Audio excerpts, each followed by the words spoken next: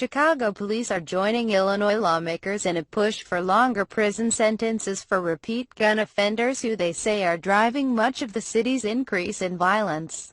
Police Superintendent Eddie Johnson and State Sen.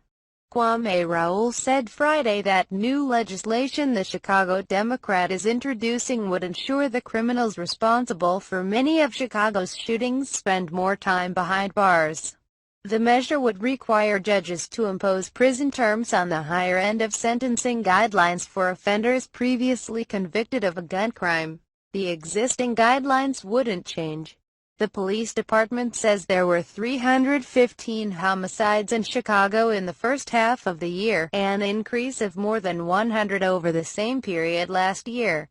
On average, nearly 15 people were shot daily in June, and more than 2 died. Johnson said if the legislation were law, more than 50 people involved in shootings this year would have been in prison. Repeat gun offenders are driving the violence in Chicago, Johnson said.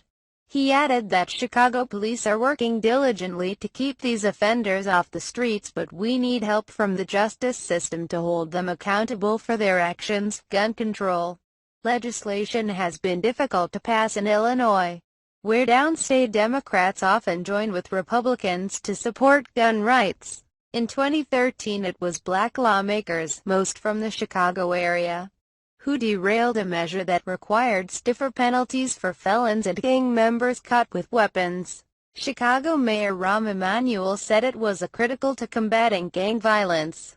But the Black Caucus, joined by civil rights icon the Rev. Jesse Jackson, said it was too focused on locking up young men.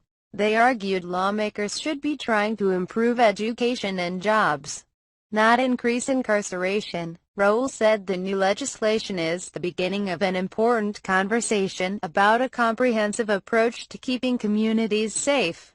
The challenge of addressing gun violence is not one just for law enforcement, it's one for all of us, he said.